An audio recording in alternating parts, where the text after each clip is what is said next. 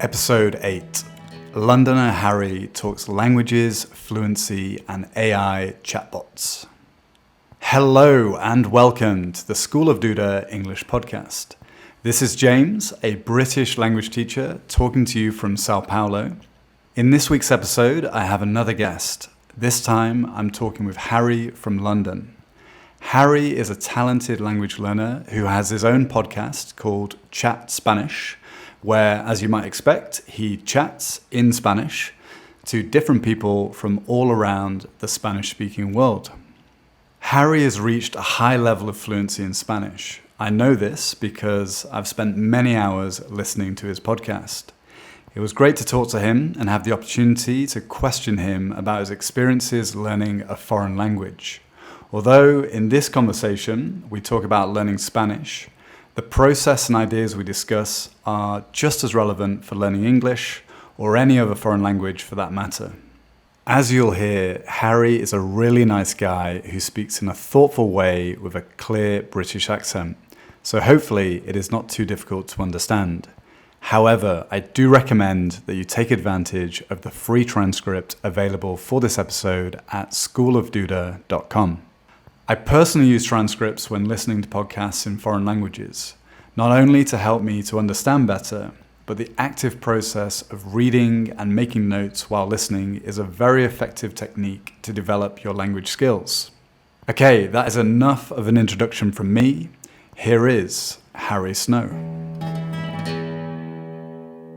Okay, hello, Harry. Welcome to the podcast. Hello, James. Thanks very much for having me. How are you? I'm very good. How is life going in London today? It's going well. It's a bit cold here as we approach Christmas, but I'm nice and cozy here in where I work. We have a studio, kind of music studio, and it's slightly underground, so I'm sheltered from the cold. Okay, so you're cozy in your underground studio. Very cozy indeed. Good. Well, I'm not going to complain. It's about 30 degrees here, so it's quite hot, but I prefer it that way. So very jealous of you. So we're going to have aeroplanes going over, I'm afraid. So nothing I can do about it, but we'll just have a bit of background city Sao Paulo noise on the podcast. And probably the authentic experience. We like that. Yeah. So I will have done a short introduction of who you are. But just to explain to the listeners how we know each other. So I started learning Spanish a few years ago and I discovered your podcast. And it's one of my favorite podcasts. Basically, you speak to other Spanish speakers, normally natives, and you just have a chat. And I find it great to develop my Spanish, discover new phrases, listen to different accents. And I think at some point I reached out to you and you invited me onto your podcast. So I did an interview in Spanish with you, and now we've gone full circle and you've kindly agreed to come on this podcast and speak some English. That's basically how we met, right? Exactly. Well, thank you for the kind words. I'm glad you find my podcast enjoyable and useful. And that's right. We did an episode together, it was definitely during COVID, wasn't it? Maybe a year and a bit ago. I encourage listeners to check that out. James and I spoke Spanish, and I was going to say it's weird me doing an interview in English. I'm so used to doing them in Spanish now. Not to say that my Spanish is amazing, but it's nice to speak in English for a change. Yeah. Well, it's a great pleasure to have you on the podcast. And as someone, I'm sort of learning Spanish. And when I listen to you, I think, your Spanish is incredible. The kind of fluency you have is something that I hope to achieve one day. So today, I just want to kind of ask you about how you learned Spanish and your experience with languages in general. So my first question for you is, when did you start learning Spanish? Good question. So I started learning Spanish in school when I was 15 years old, I think. So in the UK, in England, where I'm from, it's compulsory to do a language at school. For an exam when you're 16. The common ones are French mainly, German and Spanish. Some schools do Italian, I think, but I did French, and then I had the choice to do an extra language for the exams, which are called GCSEs here when you're 16. And I chose to do Spanish, and really loved it, and then continued doing that in my final 2 years of school. I wanted to do a language, and I had to choose between Spanish or French, and I chose Spanish, and I'm glad I did. So I stuck with it. But my journey started in school when I was 15 years old. Cool. So you started with French, and did you continue with French, or have you forgotten that now, or you? So I did the exam at 16 and then dropped it, and unfortunately, unexpectedly, have lost it a lot. So I can still speak a little bit, get by in France, and that's a normal place where I'd go on holiday with my family when I was younger. So I can speak a bit, but I've forgotten a lot of it as well. Yeah, so it sounds like a similar story to my German. I did German at school, and then it's been sort of 20 years now. So unfortunately, my German is very, very rusty. But yeah, so I remember, correct me if I'm wrong, but did you study Spanish at university as well? You're right, I did. So after school, I went to university and I studied Spanish with business. So it was a kind of 50-50 course. And for the first 2 years, it's just at university in the UK. And then in my third year, I did a year abroad. So that's when I would say I actually learned how to properly speak Spanish to a good level, because I'm not sure about you, but at school, you got a big classroom. A lot of people don't really care about learning another language, especially in the UK, given that we're so fortunate that so many people speak English, and a lot of us are pretty lazy in that regard. So not a lot of attention or quality learning time there. And then in university, it was good because I assume most people wanted to be there, and everyone was keen to do it, but we didn't really have many hours a week to learn Spanish. And then finally, in the year abroad, I really kicked on with the language learning, and I was immersed completely in the language and forced that way to improve. Yeah. So, I mean, I studied architecture at university, but I almost at one point wanted to study sort of like business with German. And so I'm always curious to know, what is the experience of studying a language at university? And is it something you'd recommend for people to do? Because, yeah, it seems like you could really take yourself to a higher level. So, yeah, what do you think? Is it something you'd recommend?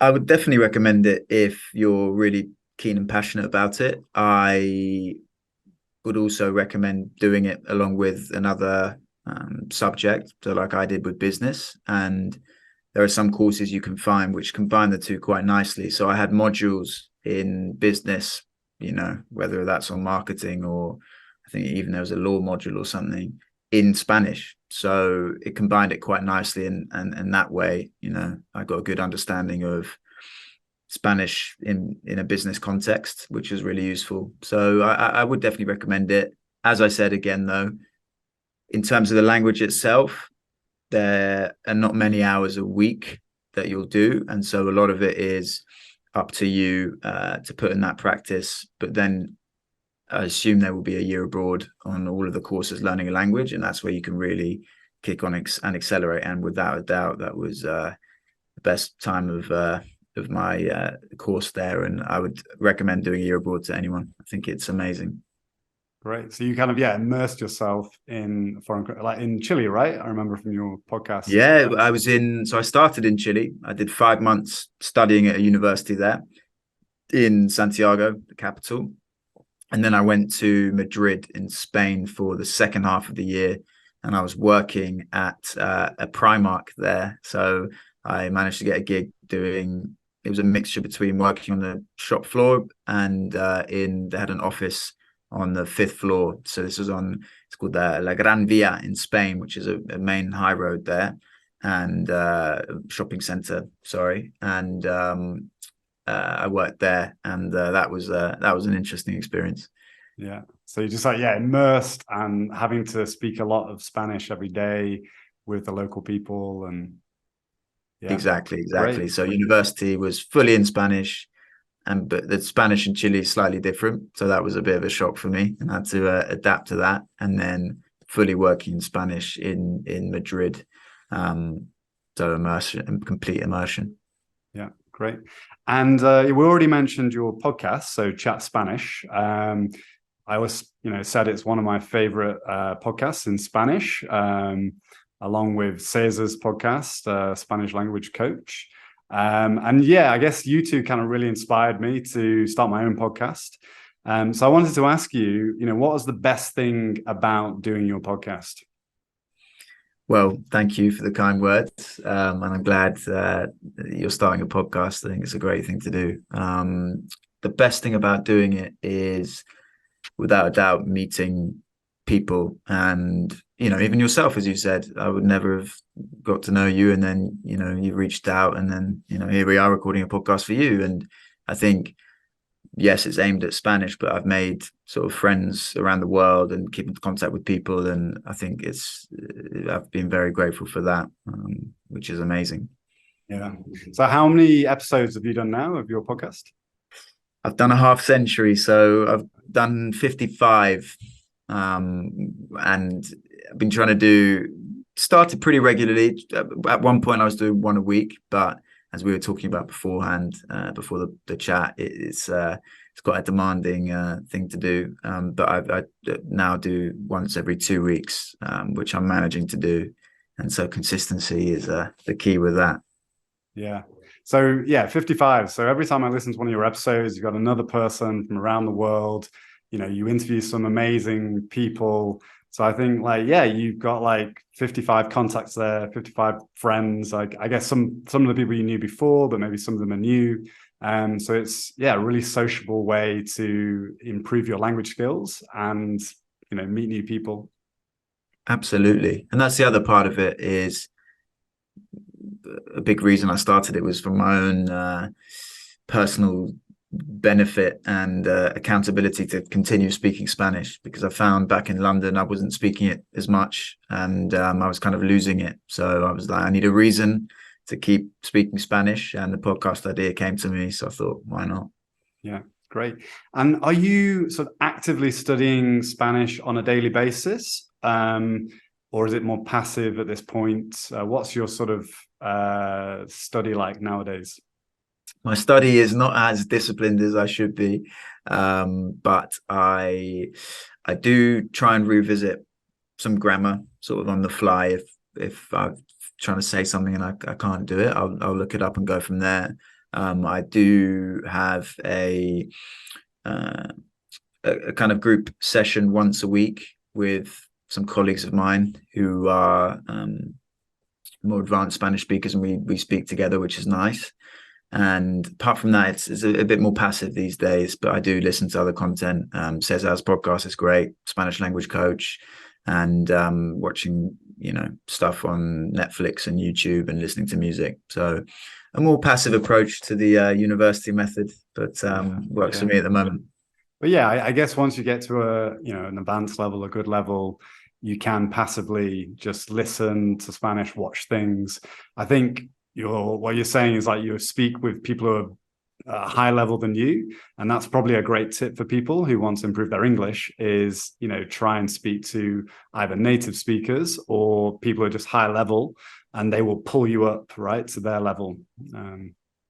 Absolutely. Yeah, it's important to challenge yourself, and also at the same time not be too hard on yourself, because you'll be stretched, but you've got to understand that you're not going to necessarily understand or know everything that they're talking about, but that will come in time. And I think that's what we spoke about when you were on my podcast, was about that compassion for yourself and understanding that it's more about the journey, right, rather than, oh, I need to get to this level. It's really not about that at all, which is it's a really nice way to look at it. Yeah, no, I mean, it's for me, a language is like a lifelong journey, and the fun and the pleasure is in the process, like every day. So if you just study 20 minutes a day, whatever it is, as long as you're really enjoying those 20 minutes, then that's the key to being successful in the long term, I think. So, Agreed. are there any other languages that you're interested in learning in the future? That was a key point at the end of future. Right now, I don't have the capacity, to be honest with you. Maybe pick up French again, but Portuguese would be interesting. I have to ask you for some advice on that. Come to Brazil, good Yeah, place to learn it. exactly. So maybe one of those two, but not in the immediate future, that's for sure. Yeah, it's like another Romance language. A little hop over from Spanish. Hopefully, it would be that straightforward. Yeah. So, do you feel like learning a foreign language has influenced your personality or your perspective on how you see the world? Absolutely. I think that's a great question, and 100%. In terms of influencing my personality, I don't know if I would say it like that, but I've definitely grown as an individual.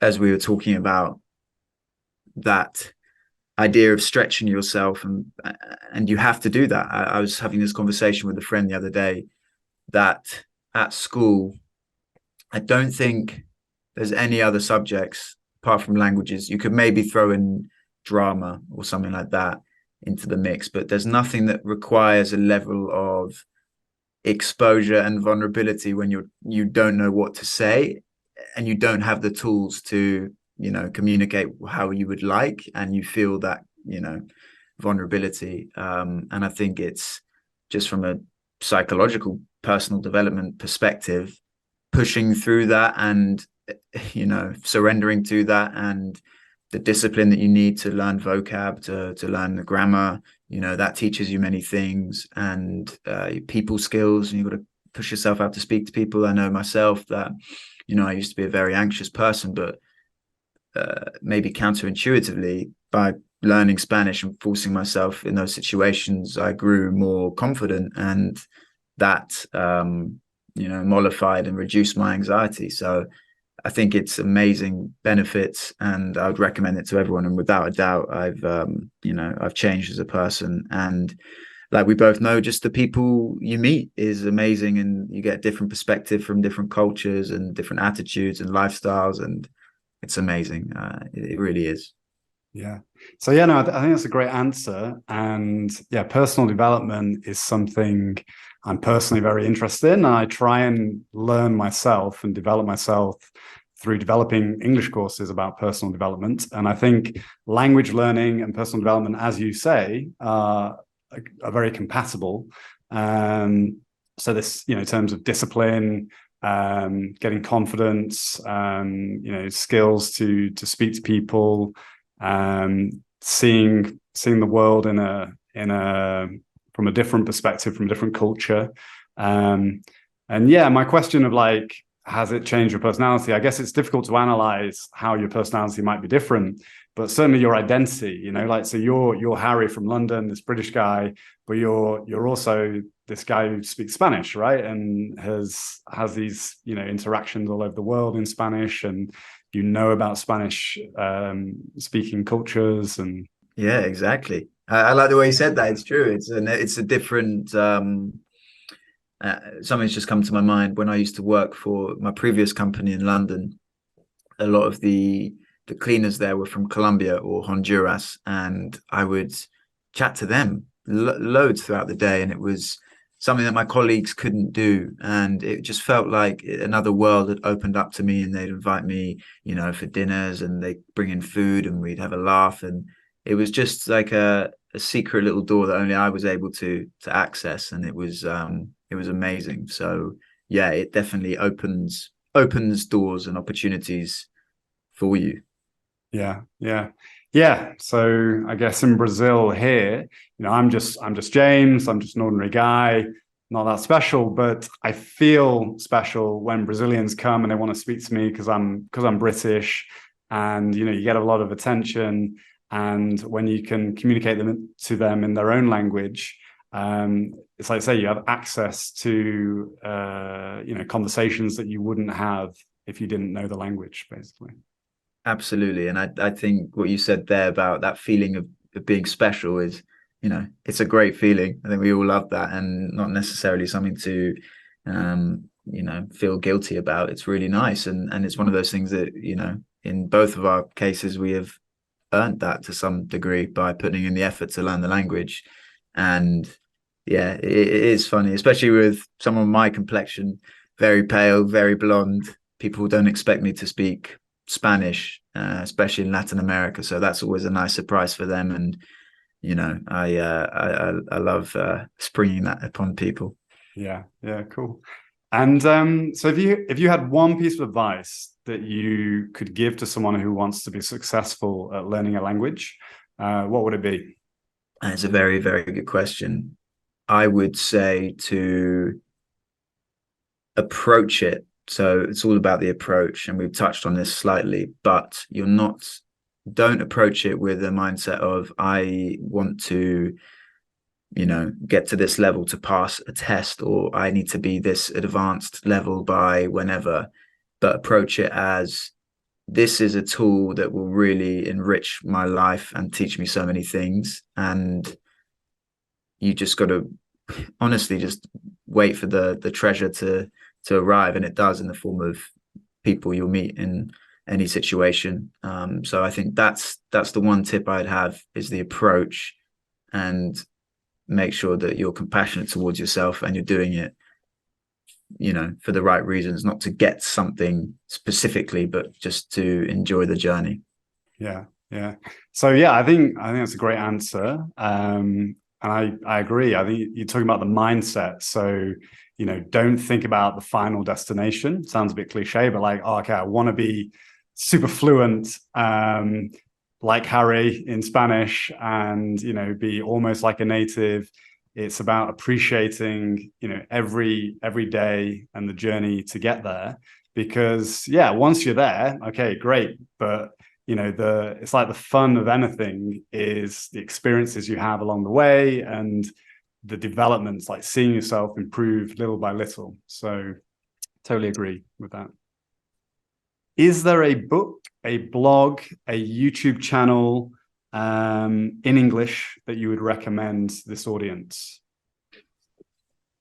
Another good question. I thought you were going to say in Spanish, and I had a YouTube channel, but the thing that pops out for me is a book called, very, very well known, called The Alchemist, by Brazilian author Paulo Coelho. And I say that because that was one of the first Spanish books that I read, and I found it really manageable. And I know it will be the same in English, and it's a really great story, and mirrors what we've just been talking about, the whole idea of going on a journey and the experiences along with that, which we'll all get from learning a language. So that's what I would say. Okay, great. Yeah, no, it's a great book. And it's one of those books like The Little Prince that, you can get it in, it's published like in almost every language. It's quite a simple story to read. So I think no matter what your level, whether you're beginner, intermediate, advanced, like The Alchemist, you can always appreciate the message in the story, right? And it's a beautiful book. Exactly. So next question. What most concerns you or excites you about the future of, say, languages, or learning languages, should I say, or just the future in general?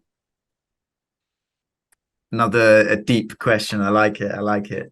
So we'll go with languages. And so I currently work for a language learning company.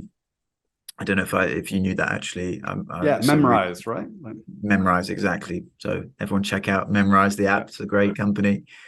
Um, and I guess this bleeds into the future as well, which is both exciting and both concerning. And it's artificial intelligence, AI technology. And so how that relates to languages is that we are currently in the process of developing an AI chatbot, we'll call it, whereby you can practice speaking and writing in any language, and you will have a computer reply to you and the replies will be different every single time, and they'll be relating to what you're saying. And so you can create a situation for yourself whereby you have a goal to buy a cup of coffee from the barista, and you are the customer and the bot is the barista, and you can practice that. And it's really exciting because the main thing I'm sure we all know with learning to speak a language is the fear involved in it and the fear of being judged or making mistakes. And so this is a perfect stepping stone for users to practice as much as they want and then go out in the real world to do that. And that's the key thing there, is it's just a stepping stone. And the main thing we're trying to do is to get people out there in the real world. So we never, ever want to substitute that, because you can't. You can't.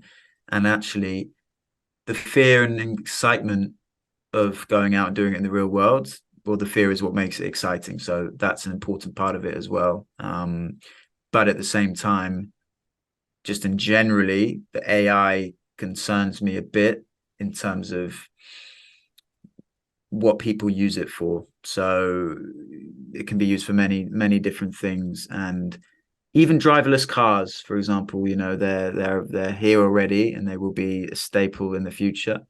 And yes, maybe they're amazing for long drives where you just want to sleep and it will drive you down a straight road for 3 hours. But in terms of killing the human spirit and the excitement of driving or learning to drive, which is a really important thing, in my opinion, in terms of your development into an adult, if you want to say that, is I don't know if it is a good thing necessarily, completely driverless cars. And it's like that as well, that we're being very precise and thoughtful about the technology we're using, because we don't ever want it to replace the real life experience. And I think we will know it will never replace real life, but it's just whatever that technology is used for has to be done in a thoughtful manner. Yeah. So yeah, really interesting. AI is going to be an incredibly powerful technology. Some people think it will be the most powerful technology humans ever create. And like all powerful technologies, it can have incredibly good consequences and uses, but also can have negative consequences, like you say.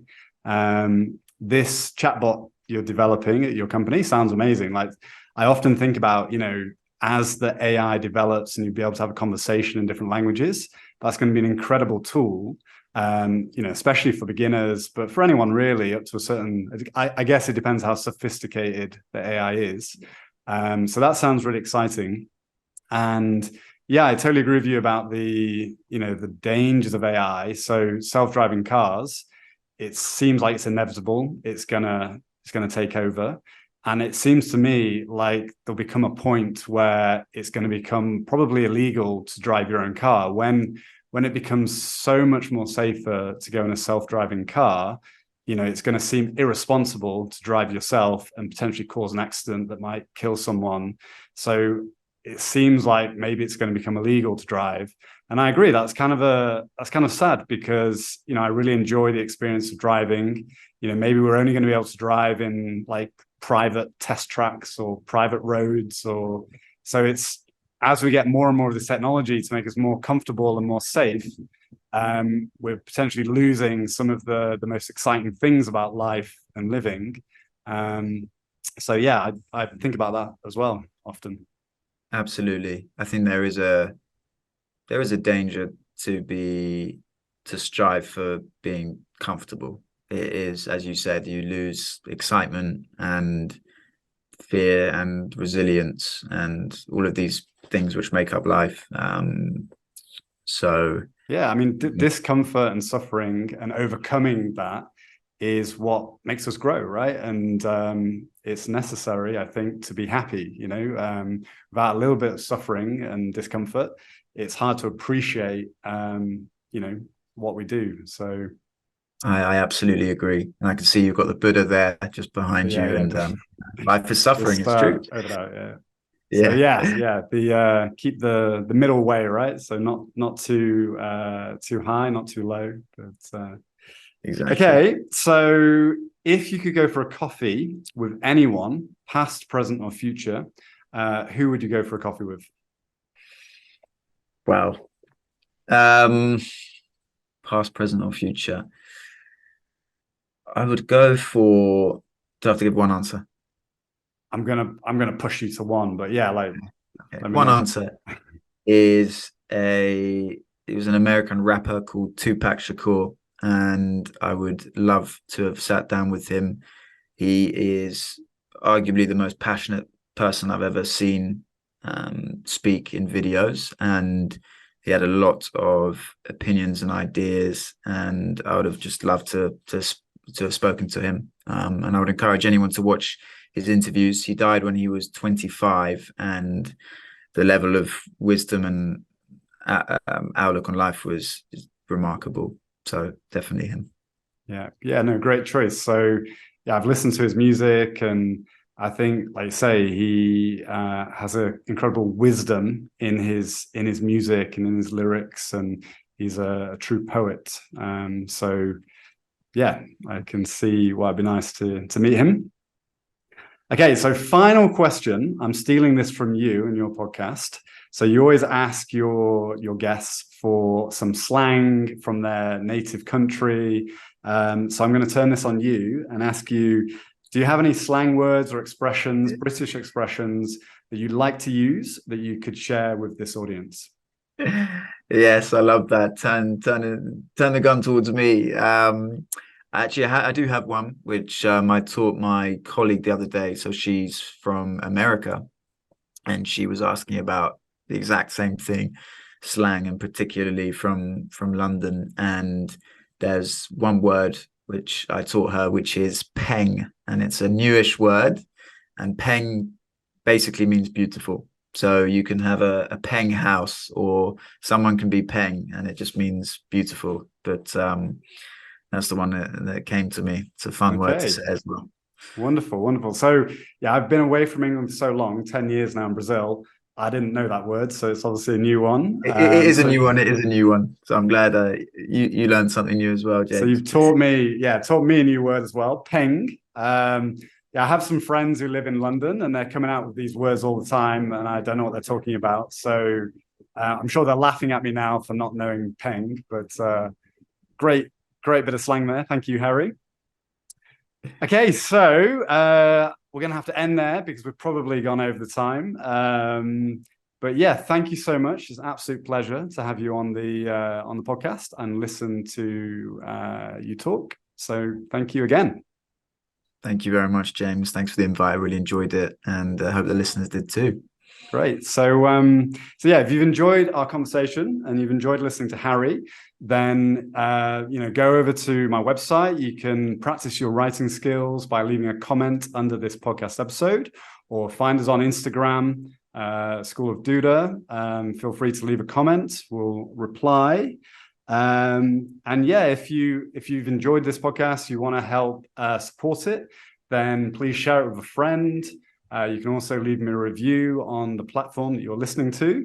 But that's it. So thank you very much. Until next time, and I look forward to speaking to you again. Okay, thank you. Cheers, James. Cheers, Harry.